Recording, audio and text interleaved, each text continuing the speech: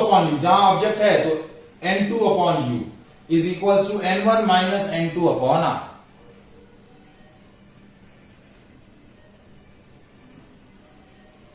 Is it clear? समझ में आया ये formula?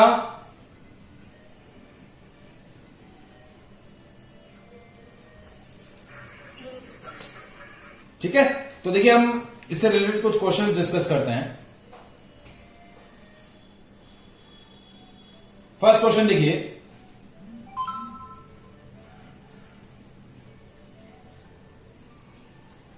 the eye can be regarded as a single spherical refracting surface of radius of curvature or radius of curvature of cornea is 7.8 mm, separating the two media of refractive index 1 and 1.34. Calculate the distance from the refracting surface at which a parallel beam of light will come to the focus. Calculate the distance from the refracting surface at which the parallel beam of light come to the focus. Light rays कैसे आ रही हैं? Parallel आ रही हैं. So light rays come parallel to the focus. That means object is placed at infinity. Because when the object is placed at infinity, light rays come parallel to the principal axis. Parallel beam of light आ रही है और focus पर parallel beam of light आ रही है। तो आपका देखिए, आपका रिफ्रैक्टिव इंडेक्स रेयर मीडियम का क्या है?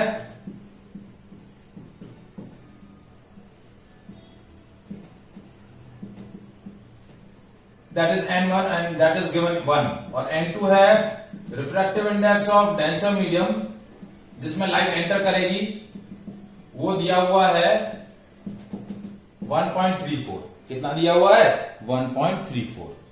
ठीक है, and radius of curvature of cornea r दिया हुआ है 7.8 mm। कितना दिया हुआ है? 7.8 mm। तो सेंटीमीटर में कितना हो जाएगा? 0.78 सेंटीमीटर। कितना हो जाएगा? 0.78 सेंटीमीटर। ठीक है, light rays is come parallel to the principal axis, तो n1 सॉरी u क्या है? इंफिनिटी। u क्या दिया हुआ है? इंफिनिटी। आपको कैलकुलेट क्या करना है? v कैलकुलेट करना है। क्या कैलकुलेट करना है? v कैलकुलेट करना है। Calculate the distance from the refracting surface at which the parallel beam of light will come to the focus, क्योंकि whenever the light rays is come parallel to the principal axis it will be converge at the focus. ठीक है, तो v आपको calculate करना है, तो formula हो जाएगा n2 by v minus n1 upon u is equal to n2 minus n1 upon r। तो n2 है 1.34 divide by v minus 1 upon infinity. Infinity means 1 by 0, तो ये होगा 1 into 0 is equal to 1.34 minus 1 upon r। r दिया हुआ है 0.78।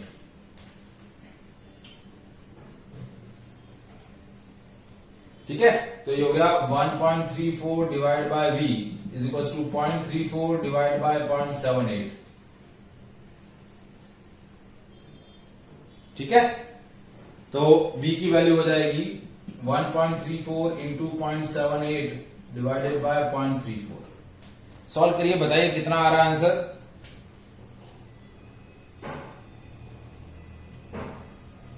Solve करिए और बताइए कितना आ रहा है आंसर?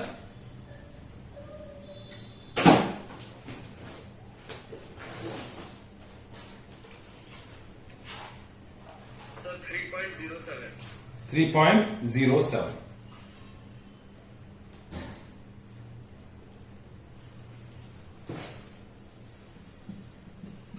तो ये आपका सेंटीमीटर, ये आपकी v की वैल्यू आ गई। क्या आ गई? v की वैल्यू आ गई। Is it clear?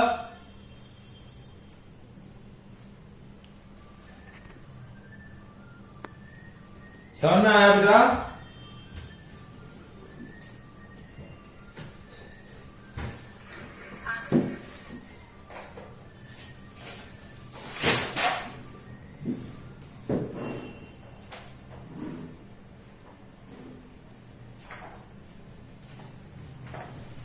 चलिए देखिए नेक्स्ट क्वेश्चन।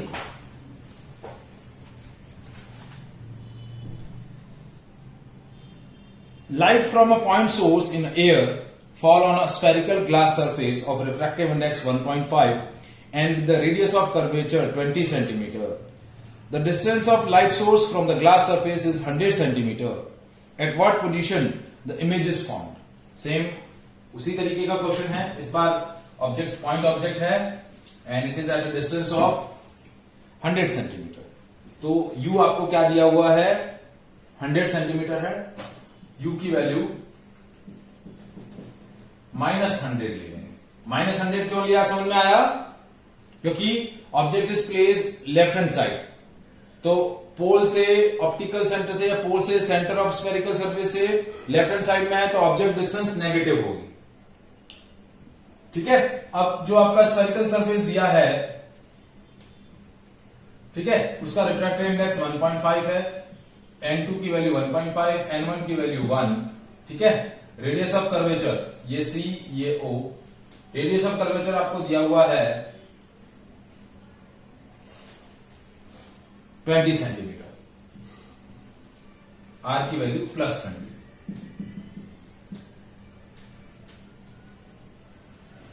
ठीक है. और u दे दिया, r दे दिया, n1 n2 दे दिए. तो n2 by v minus n1 upon u is equal to n2 minus n1 upon r. ठीक है. तो n2 की वैल्यू क्या हुई?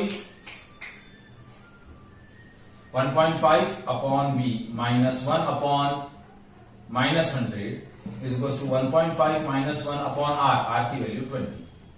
तो 1.5 upon v plus 1 by 100 is equal to 0.5 divide by 20.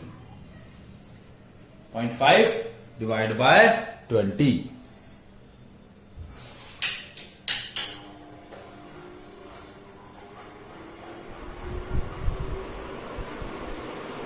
So formula क्या हुआ देखिए, क्या बनाइए. ये हो गया 1 बाय 40, 1.5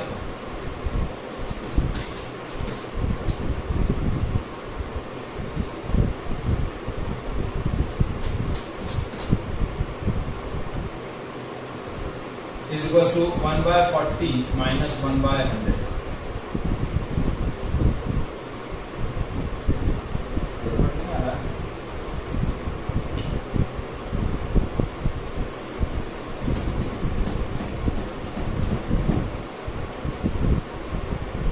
गड़बड़ हो रही है.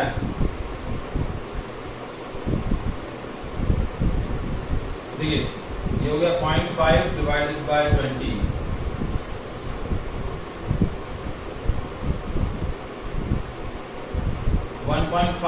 v is equals to 0.5 divided by 20 plus 1 by 100. 100 LCM ले लिया तो ये हो गया 3.5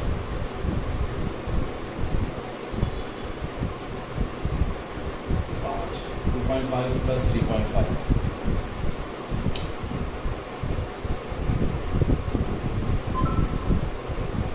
ठीक है. और that is equal to 1.5 by v. तो v की वैल्यू हो गई, क्या कह रहे हो?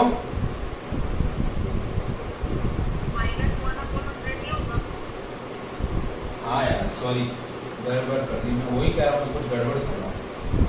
-1 बाय 100 तो ये हो गया 1.5.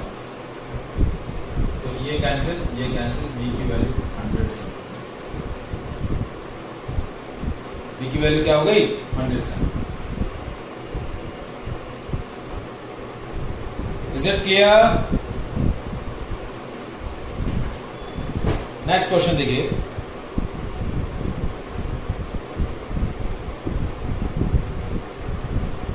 On the surface of a glass sphere, on the surface of glass sphere of radius 12 centimeter, an ink dot is put, and it will be viewed from the air through the other side of a sphere along the diameter passing through the dot. The refractive index of glass is 1.5. Find the position of image. ठीक है, आपको क्या करना है, position of image जो है वो, अब आपको यहां जो मैंने जो पॉइंट डिस्कस किया था, जो सेकंड पॉइंट कि when the refraction of light is take place from denser to rare, वो लॉजिक यहां यूज होगा। कैसे, देखिए,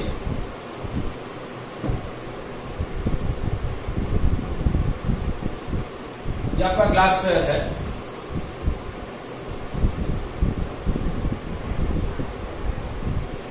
ठीक है, ये पी पोल, ठीक है, ये इसका पोल है और ये सेंटर ऑफ कर्वेचर। इसका रिफ्रैक्टिव इंडेक्स आपको दिया हुआ है 1.5 और एयर का रिफ्रैक्टिव इंडेक्स N2 है, N1 है 1 एयर। अब आपने क्या किया है, रेडियस ऑफ कर्वेचर आपको दे रखी है, यानी P और C के बीच का वैल्यू, ये जो वैल्यू है, ये वैल्यू आपको 12 सेंटीमीटर दिया हुआ है, R की वैल्यू 12 सेंटीमीटर दी हुई है, ठीक है। Now you just put a ink dot is put and viewed from the air through the other side of a sphere. आपने यहां डॉट प्लेस किया, ये ऑब्जेक्ट है और आप यहां से जो है वो ऑब्जर्वर देख रहा है। कहां से देख रहा है, ऑब्जर्वर यहां से देख रहा है,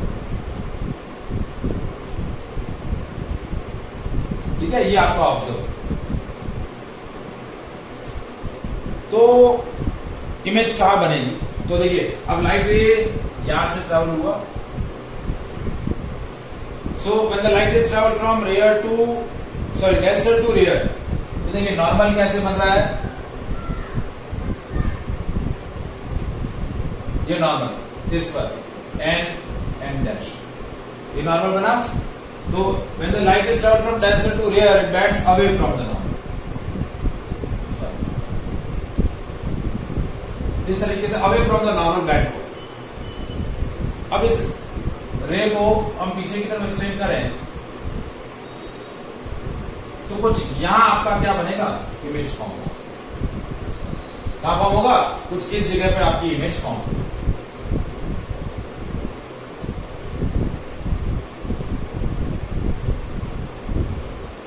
तो ये आपकी इमेज बनी।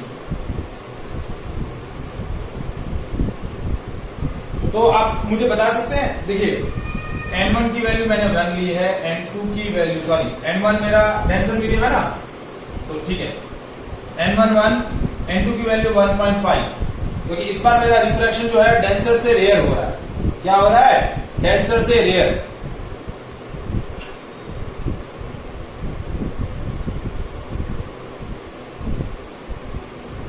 और R की वैल्यू है +12 सेंटीमीटर। अब आप मुझे U का वैल्यू बता सकते हैं कि U का वैल्यू क्या होगा, ऑब्जेक्ट कहां पर प्लेस्ड है,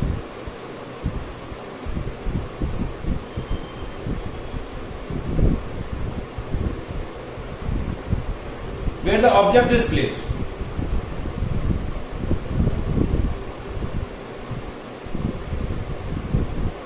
R की वैल्यू और U की वैल्यू, दोनों वैल्यू बतानी, चलो R की वैल्यू भी बतानी और U की वैल्यू भी बतानी।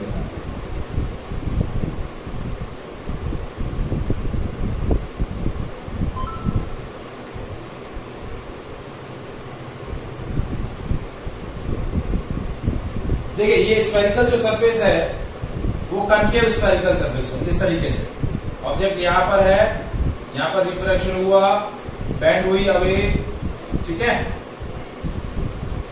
नॉर्मल से बैंड हुई पीछे की तरफ और उसको हमने एक्सटेंड कर दिया, तो रिफ्रैक्शन कनकेव सरफेस से हुआ है, ठीक है। ये आपका ये पोल है, ये सेंटर ऑफ कर्वेचर और ऑब्जेक्ट कहीं यहां पर है। देखिए, ये डायमेट्रिक अपोजिट पॉइंट है, तो ये वैल्यू भी 12 सेंटीमीटर होता है। तो देखिए, R की वैल्यू क्या हुई, -12। पहले मैंने +12 लिया था, ठीक है, तो उसको मैं करेक्ट कर रहा हूं। -12 क्यों लिया, क्योंकि ये आपकी सरफेस कैसी है, कनकेव स्फेरिकल सरफेस, ये पोल है। तो पोल से जब आप इस तरफ जा रहे हैं लेफ्ट साइड में, तो नेगेटिव होती है डिस्टेंस। R की वैल्यू -12 और U की वैल्यू -24।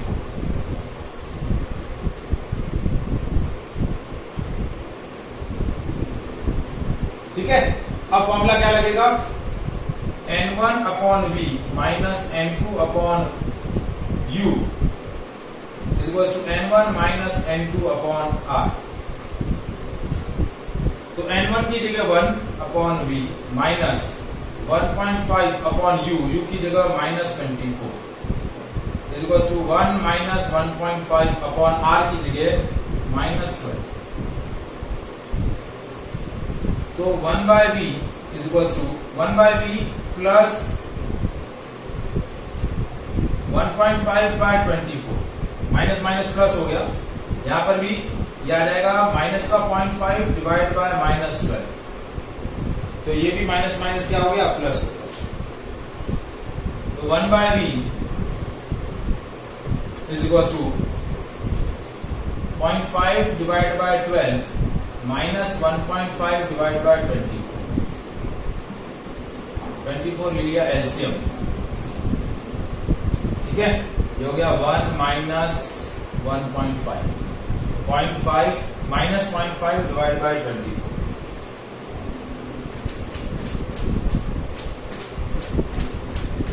तो v की वैल्यू कितनी आ गई? हाँ जी, v की वैल्यू माइनस 40 है. v की वैल्यू क्या आ गई?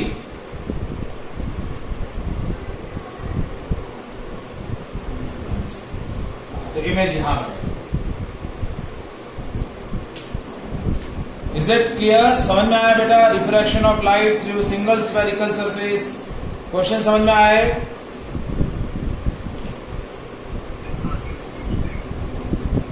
तो आपको लॉजिक समझ के चलना है, किस तरीके से डायग्राम बन रहे हैं, किस तरीके से रे डायग्राम फॉर्म हो रहा है. थोड़ा सा आपको इसका प्रैक्टिस भी करना पड़ेगा, ठीक है. अब देखिए कुछ और भी क्वेश्चन, जैसे मैंने apparent real and apparent depth के कुछ क्वेश्चंस उस दिन शायद आपको नहीं करवाया हूं ना, वो भी आज मैं डिस्कस कर लेता हूं. देखिए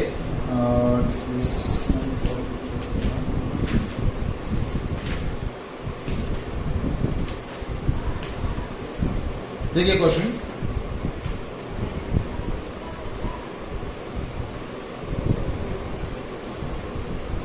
The depth of a water tank, depth of the water in a tank is 5.5 meter. If the refractive index of water is 1.33, by how much does the bottom of the tank appears to be raised? Tank का जो bottom है वो किस height से raise होगा? मतलब आपको क्या कैलकुलेट करना है? Normal shift calculate. क्या कैलकुलेट करना है? Normal shift. आपको वाटर की एक्चुअल डेप्थ दे रखी है. क्या दे रखी है? एक्चुअल डेप्थ दे रखी है. ये वाटर टैंक है, ये इसका बॉटम है, और बॉटम की जो डेप्थ है वो आपको दे रखी है 5.5 मीटर. ये एक्चुअल डेप्थ दे रखी है. ये ऑब्जेक्ट यहां पर है. अब वो कह रहा है कि इसका बॉटम कुछ यहां आपको ऑब्जर्व होगा. तो कितने हाइट से ऑब्जर्व हुआ, ठीक है, वो आपको कैलकुलेट करना है. तो किस हाइट से रेज हुआ? इस हाइट से रेज हुआ. तो आपको कैलकुलेट क्या करनी है? आई ओ की वैल्यू. तो कैसे कैलकुलेट होगा? ए ओ माइनस ए आई. ए ओ जो है वो आपकी एक्चुअल डेप्थ है, ये एक्चुअल डेप्थ है, ये दे रखी है डी, माइनस यहां वाटर फिल कर रखा है आपने, वाटर का रिफ्रैक्टिव इंडेक्स 1.33 दिया हुआ है. तो ये कितने से एपरेंट डेप्थ का आएगी? D by N. क्या आएगी? D by. तो देखिए 5.5 माइनस 5.5 डिवाइड बाय 1.3. सो ये आपका आंसर आया. That bottom of the tank appears to be raised.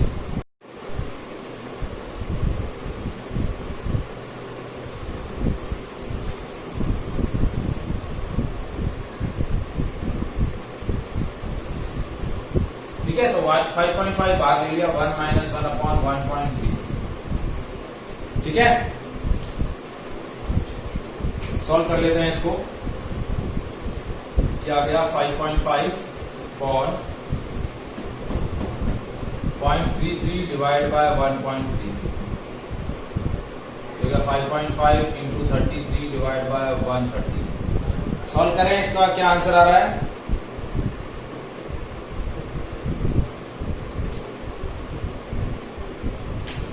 किस साइड से रेज हुआ है?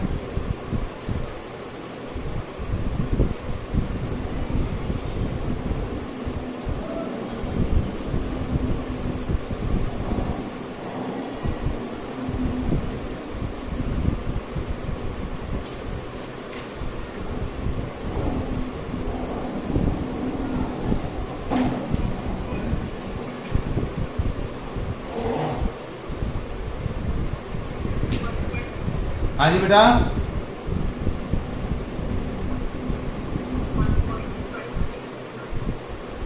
1.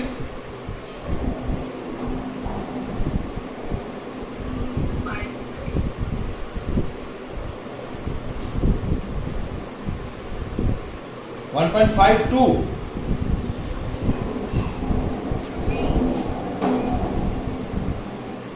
1.5।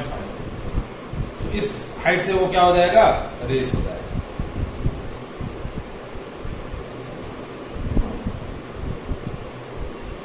Is it clear? Next question देखिए।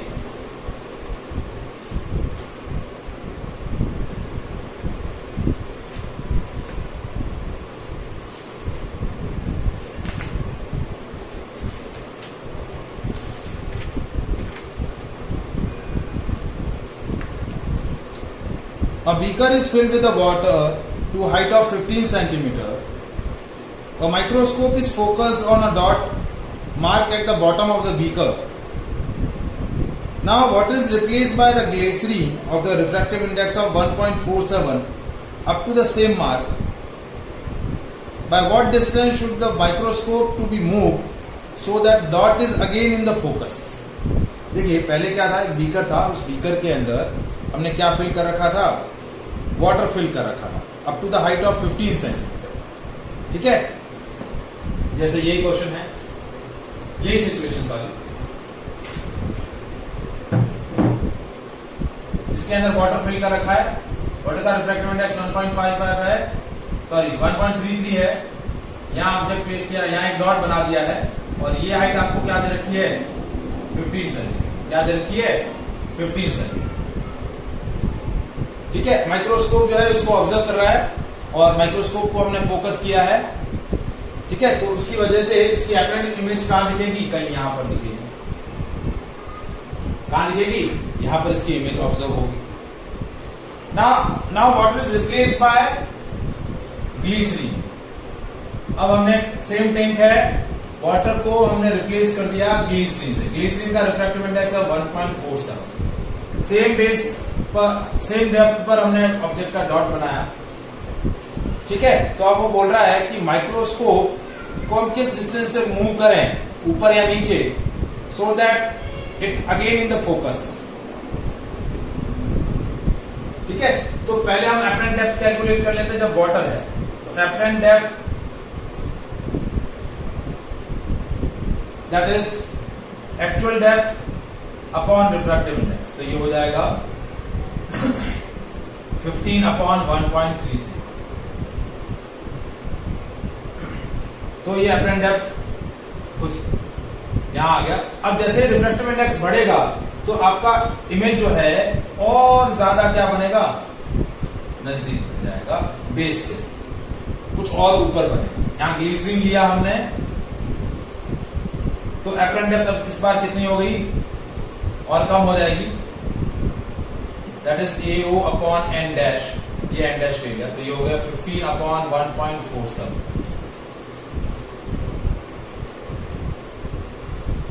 तो distance through which the microscope is move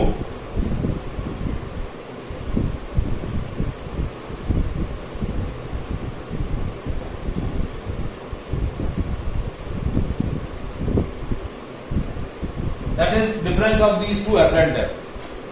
क्या हो जाएगा? 15 अपॉन 1.33 माइनस 15 अपॉन 1.47। ठीक है, सॉल्व करें, कितना आ रहा है, इन दोनों पार्ट को सॉल्व करें एक बार, कितना आ रहा है सर?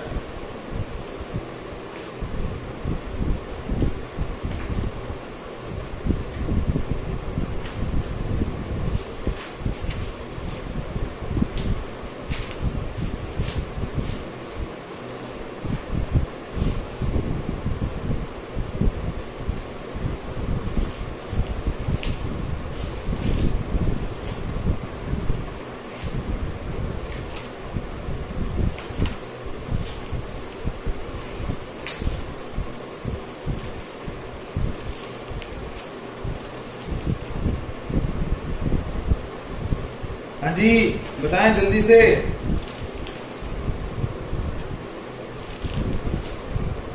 Sir, 1.074. 1.077 ठीक है 1.07 सेंटीमीटर। तो इस डिस्टेंस से आपको क्या करना पड़ेगा, माइक्रोस्कोप को मूव करना पड़ेगा। Is it clear? Next question,